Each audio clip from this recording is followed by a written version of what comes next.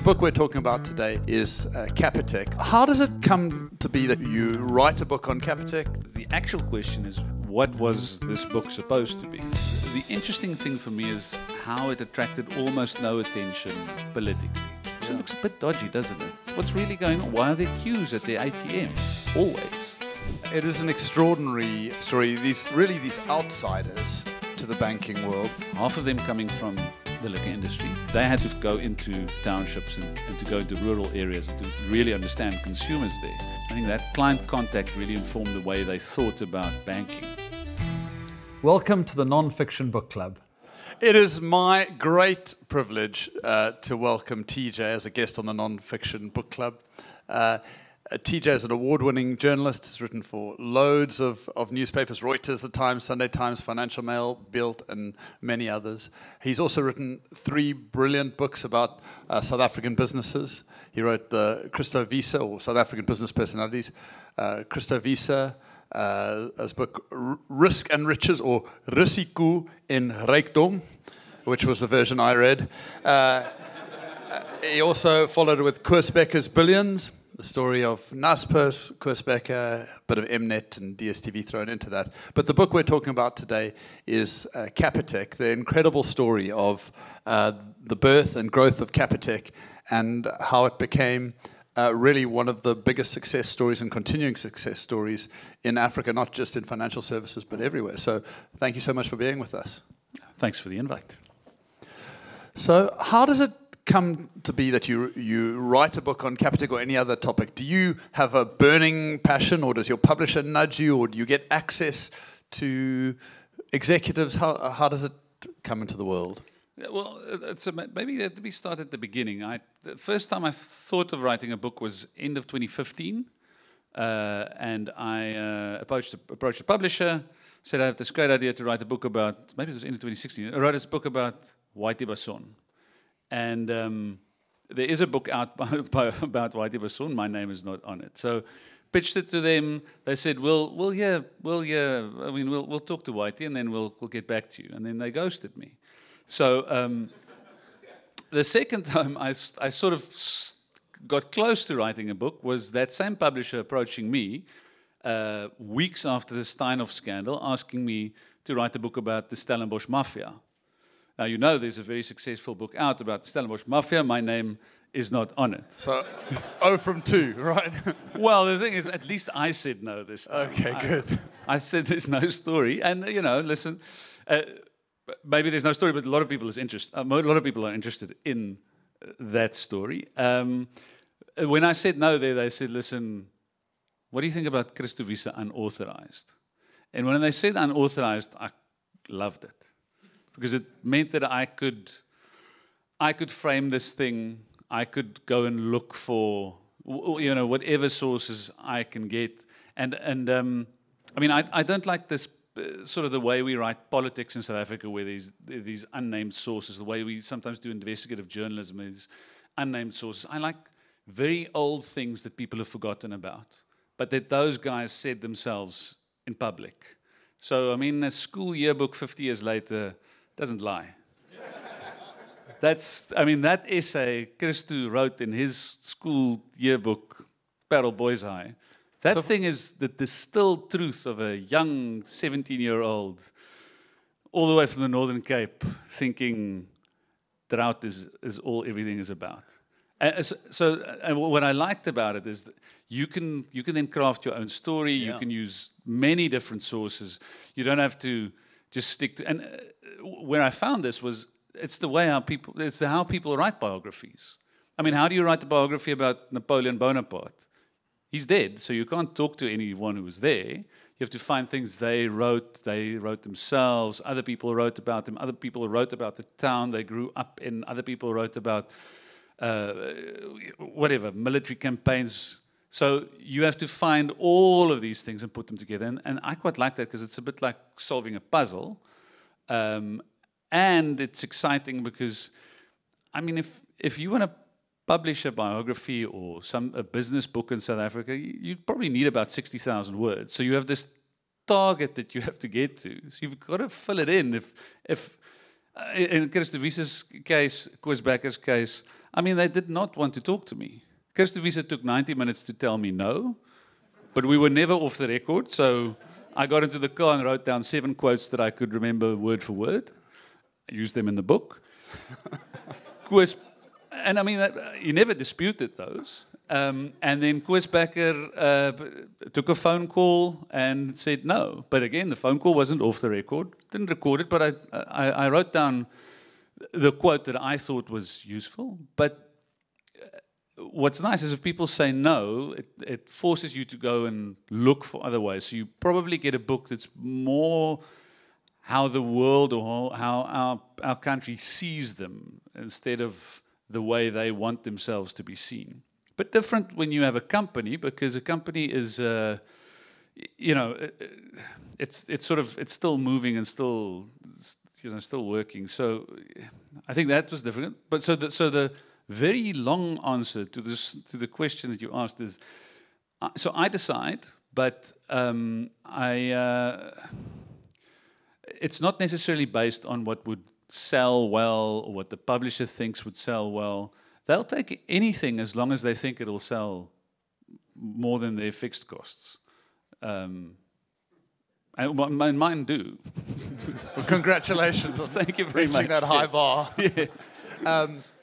But having read all 3 of your books, it felt like you didn't get as hard a no from Capitec, that they engaged a little bit more. So what was there an open door or still a lot of no's? Well, so the actual question is, what was this book supposed to be?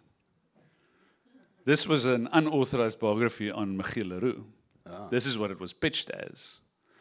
And when I always do a courtesy call. So when I did my courtesy call to Michiel, he said, well, he's not going to talk to me. I mean, because you always try to get an interview at least about himself. But if we talk about Capitec, maybe we can do something. I mean, he's happy to talk about Capitec, but just not personally about his stuff. And it actually turned out to be much better because there wasn't one founder. Capitec was maybe 7 or 8 guys, or let's say 3 very, very important guys, and then one sort of group of funders. So if you wanted to make the story about Capitec, making it about Michiel Leroux, I think would have been off. I think the same way as if you wanted to make Pep just about Chris de Vise, that would be off. If you want to make Mnet about Koos, that's pretty much spot on, I think. But Capitec is different. But Michiel, classically, when I then pitched it to him, and I said, listen, I'll go back to the publisher. I'll ask them, can we do a biography on a company? It was a bit of a process, and they said, eventually said it's fine. And I went back to Michiel, and he said, oh, if it's about a company, you have to ask Capitec's go ahead, talk to me. I said, okay. So then obviously I started engaging with them about it. But what's weird about Capitec is, because it's so young, because it was started in 2001, because its roots, if you go the furthest back, micro lending, 1993, that's where it really starts, those proper cash loan shops. A lot of the people are still alive. A lot of the big role players are now in their 50s or 60s. So you can actually talk to them. When you go and talk to Koos Becker's original funders, you talk to the guys who started, there's no one alive who started Pep with Chris de Vise. So, sorry, let me just correct. Renier van Rooyen started Pep stores. Chris de Vise and his father were early investors. I get online. I have been targeted for that, even though it's not in the book. I mean, I'm very clear about it in the book. But the point is, Capitec, everyone is basically still alive. Yeah. So that makes it amazing. And also very scary, because you can actually offend a lot of people if you don't get the story right. Yeah.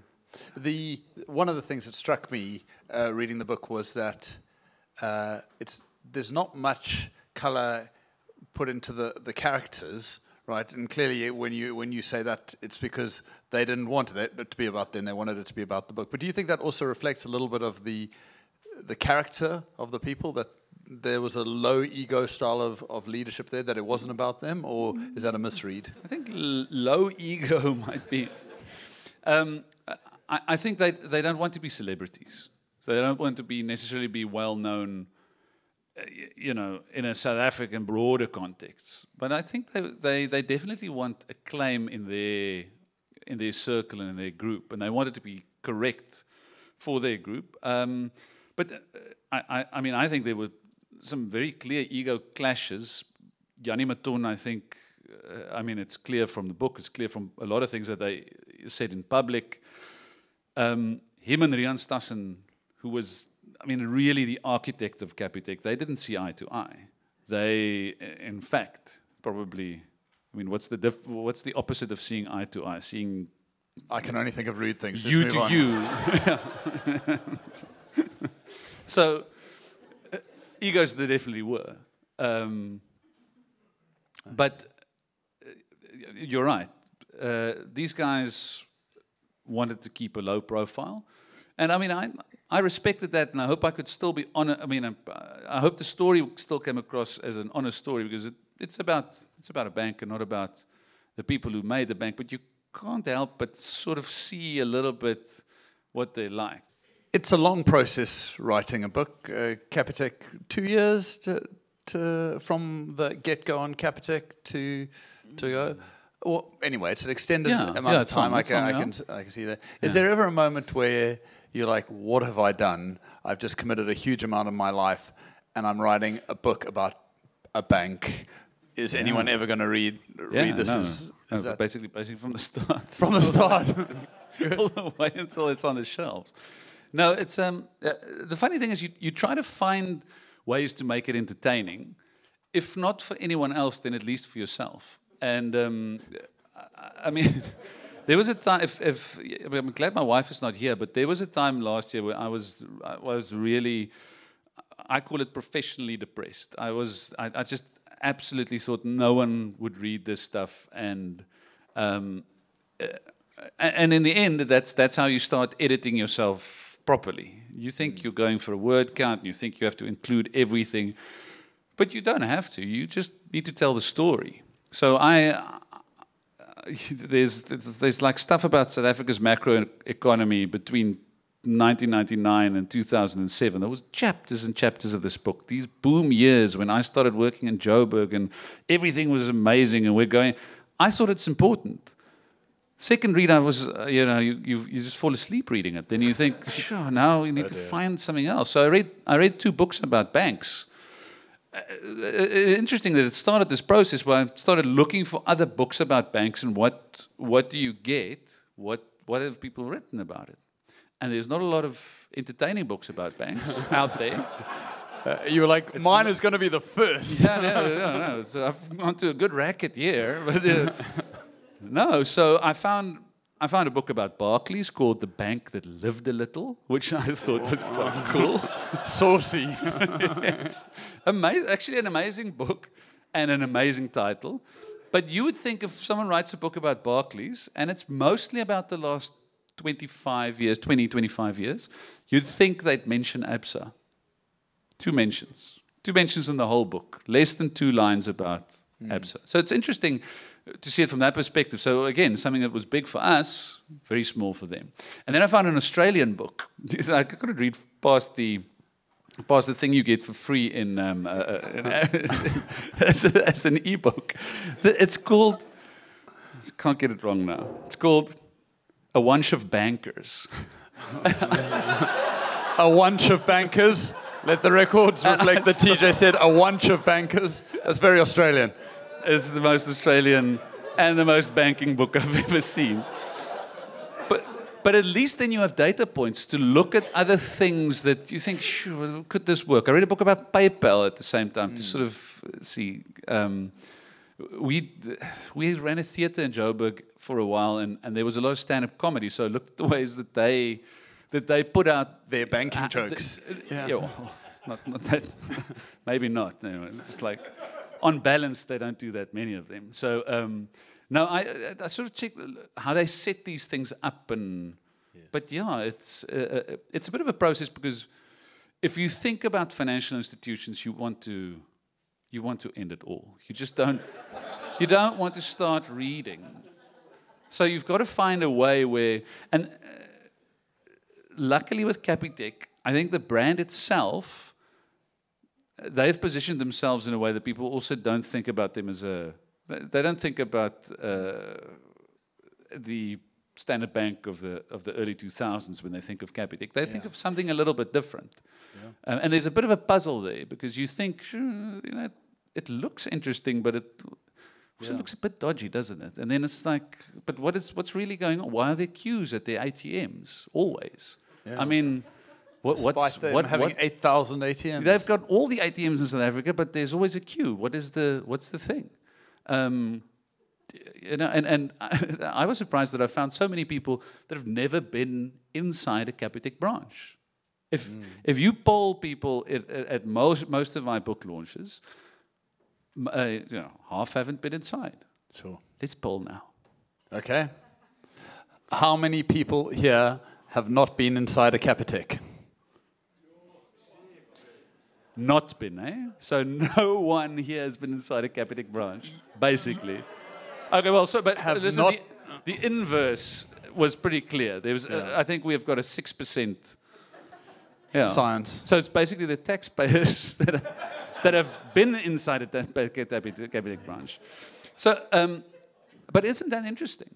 I mean, there are 24 million clients, but in this room, hardly anyone's been inside. Have you been?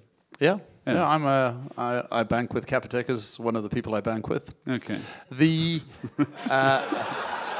Why did that sound dodgy? Look, lining up the sponsors now. Yeah, Capitec, call us. Was there a moment where you were like, actually, we got something? Like so you had the professional depression. Was there a moment where you're like, oh, I can't wait to get this out, or you really felt like you had something? When I wrote sort of do you say preface or preface? I say preface. I'll say preface. It's like potato, but yeah. So no, it's so let's say when I wrote the preface, the criticism I got from my publisher initially when they finally got the manuscript was not about anything. They just say it just starts. I mean, who just starts at a peanut farm in Limpopo? It doesn't. But I mean, I've read James Coetzee books that basically start like that. They end differently from a Capitec book, but still. So they said, I mean, just give us a flavor of the thing before, and then I could play a little bit. And I had this. I mean, the first time I really liked it is when I thought, all of these guys that I interviewed, they definitely looked. They had a certain look, and they looked. They liked the Levi 501 jeans. And you can say it. A blokkie hemp tucked in. That's what they like. That's sort of that exact time.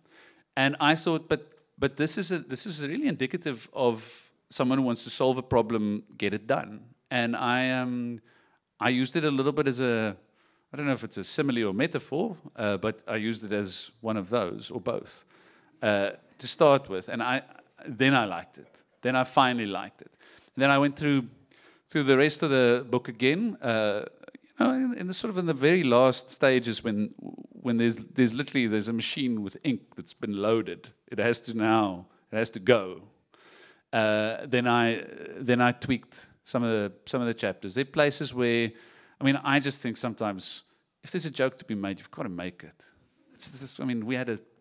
I looked at all these stand-up comedians, so why am I not going to? And it's about banking, so you've got to make it better for people when they read it. Sure, yeah. Generous. But I was surprised in the reception and book launches. It almost feels like there's a lot of people out there that have trauma with their banks, and they want to talk about it. So and you're now the therapist. Now I'm You're the banking therapist. I'm Dr. Phil, yeah. Wonderful. Yeah. Well, you talked about simile or metaphor. You chose stalking giants. Oh, no, I didn't choose it.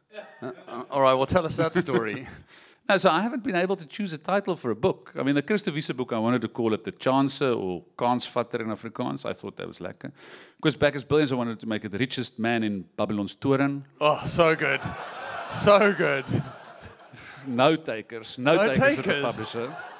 Oh, everyone's a critic. Yeah, and it has the 15 steps out. I mean, come on. So it's an obvious. No, so the English title for this one was Hey Big Lender. Hey, Big Lender, that's very good. Yeah, and I think that would have set up. It would have said Capitec, Hey Big Lender, but still, it would have set up. It would have set it up. I mean, then you know. I mean, this is not a serious book about banking, but it is about a lender, and it's got a bit of a musical twinge to it. So I thought that would work. You would have needed an Afrikaans one as well. Yeah, the Afrikaans one was Rente in die Boland. I mean, that was the obvious. Which they then took to straight met die grootes. Yeah. Yeah, which I mean, straight met die grootes. If you translate it into German, you get Mein Kampf. So I mean, it's not the kind of thing you want to do. Yeah. So I mean, I hope we're not recorded here. Maybe for your fourth book, you'll be allowed to pick the title. Yeah, let's just hope. So my fallback position was Loan Sharks and the Lone Whale. Oh, I prefer the other ones. Yeah. And the Afrikaans fallback was Gogga maak vir Baba Bank. And they wouldn't let you choose your own book title. It's an outrage. It is an extraordinary story. These outsiders to the banking world. What do you think it was about that founding crew that made Capitec so successful? So there are a few different things. Obviously, they came from a different discipline. Half of them liquor industry oaks. So they were selling Amarula, Wolfberg. They were selling brandies and Savannahs to not necessarily only the product, but where they sold it. They had to find ways for their market to grow, to go into the townships and to go into rural areas and to really understand consumers there. And I think that client contact really informed the way they thought about banking. I mean, there's this thing Michiel told me. He said, well, listen, most banking executives never go into a bank in the 90s. They send their secretary to go and fetch their checkbook. Doesn't matter how long she's in the queue, but you get your checkbook. So, I mean, those are probably that case study is probably in the Maverick. Now, it's a little bit 90s-ish. But he said, yeah, executives don't go where their clients go. But in the liquor industry, they have to go where their clients go. They have to go and look at, this is exactly where it is. But I think it's also got a lot to do with this amazing legacy we probably have from SAB. Yeah. You know, that real performance culture. And whether you were in another liquor group, whether you were Distillers or Stellenbosch Farmers Winery, you still had to sort of, they were your competitions. You had to sort of do the same thing. So I think it had a lot to do with half of them coming from the liquor industry.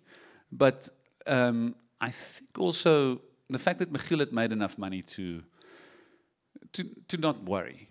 I mean, there's a scientific term for it, but it's obviously a family podcast. Sure. So he could take a punt, and that makes a massive difference. Eventually, I mean, the money that he had earned at Boland Bank and that he then held on to, and he could buy more and more Capitec shares in the early 2000s when everyone was against it. It was like small banks crisis, share price falls to 80 cents a share. So you could keep investing. And I think just that block of shares also helped, sort of helped Capitec that you have a bit more solid ownership than just stability. Than just the 30-odd% from PSG, but you had an actual founder, an executive founder who was in there from the start. So you had never had worries about control. And I think that's usually a problem with a startup is if you don't have solid control, someone can just come and buy you.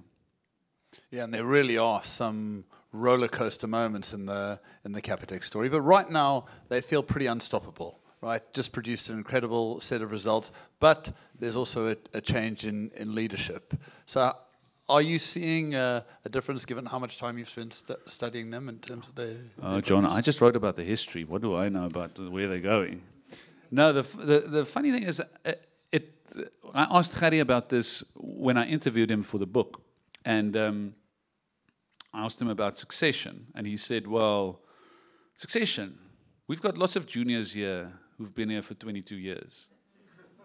So I thought that was like a...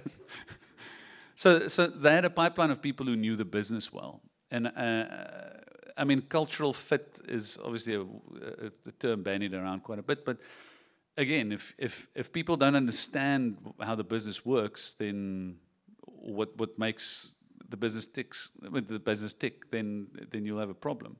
So with Capitec, they understand their clients, so they really do a lot of footwork, really go out. So I think the people that they have that are now the CFO, CEO, they've definitely got that idea. So, I mean, Grant came in later, but Graham's been there for 2 decades. So if you're there for 2 decades, I can't see you not being really with the program. You would have fizzled out or gone, because they seem to work quite hard. I mean, I'm coming from a journalist work ethic, so everything I saw was pretty tough. Yeah, so you don't see much risk in the leadership transition. So do you see any chinks in the armor? Or where? Well, so about the leadership still, the interesting thing for me is how it attracted almost no attention politically. Absa has been trying to employ a new CEO for ages, and it's always something on the front pages of the business sections. I mean, they've had a nightmare to do that. Capitec just sort of disappeared, and I thought that was quite interesting. I don't know what to make of it, but I just thought it's interesting. You'd think, oh, there will be public pressure to have a black CEO for the largest bank in the country. And if it was there, I just didn't see it. But then again, we don't have a lot of financial press left, so it's like it's difficult to sort of know what's in the news if there is no news. If somebody was going to write it, it was probably going to be you. Yeah, but I was busy. But so I thought, yeah, that's interesting. Are there chinks in the armor? I mean, if you ask them, they say we're not worried that much about the other banks in South Africa. We're worried about big tech putting a payment add-on on WhatsApp or on something like that. So, I mean, they're very aware of what's going on and the changes. So, I don't know, chink in the armor. I don't know. Let me just say, whatever I said today is not financial advice. Speak to your financial advisor, all those things. But and when you speak to your financial advisor, please ask them if they've heard of Innate. Yes, we're plugging well. We're plugging well. All right. So yeah. Sorry. I tried to answer a question and then I tried to slightly avoid it, but then I had an answer, and now I've again avoided it. The chink in the armor. Yeah. So I don't not from know. other banks, but from other disruptors. That's convergence. That's what they say. And then the interesting thing is they now employ 750 engineers, which I think is a lot. That's a lot of turquoise corduroy in one head office. I mean, and flash discs around the neck. That's a lot of that. But those guys work on things and they tinker and they solve stuff. So I think that would be the leading indicator that I would watch more than anything else. All right, the turquoise corduroy index. Yes, it's a thing. So is that not a general thing that engineers wear turquoise corduroy? It's not a general trope. Must be just a Capitec one then. No, it's my own thing, but I'm trying to make it. Maybe it should be mauve or another color, but something that tells you it's not an imaginative guy when it comes to style. But I feel like we might be going down a cul-de-sac. Can I dial us back? Sure. Right. I happen to know you working on another book. I don't know which stage of professional despair you're in at the moment, but can you share? Are you allowed to share a little bit about? Yeah. Can you share a little bit about? I'm still in denial. Okay, good. Tell us about what the book you're currently writing. Yeah. So you asked me how I get to a book. A mate of mine who's a winemaker phoned me one Friday afternoon. It's just about beer o'clock. He says he knows what my next book is. You're like, great. And I say, okay, cool. But I've got lots of undelivered books. It's like a long list of publishers that are smelling my blood. But Tiny says, no, write a book about Charles Glass. said, well, what is there to write about them? I said, well, that's the question. Who is this guy? Who is Charles Glass? We see him on a Castle Lager beer bottle every time the Springboks play, but you just don't know who the hell this guy is. What made him tick? Where's he from? So, yeah, so I went a little bit into that. And the reason I pitched the book to my publishers, that I promised them something else, and they were getting antsy, so I pivoted to... Bait and switch, yeah. Yeah, it's the only way to do it. So, yeah, I'm about... The book will be out by the end of the year. It's actually quite an interesting story. I identified 10 myths about Charles Glass. I mean, one of them is he didn't brew Castle Lager. Oh. The other one is it's not his autograph on the bottle. But I don't think that's the biggest. I mean, it was the Huntless Scaris or some ad agency that did that. So I've got these 10 myths. Joburg's, he wasn't Joburg's first brewer.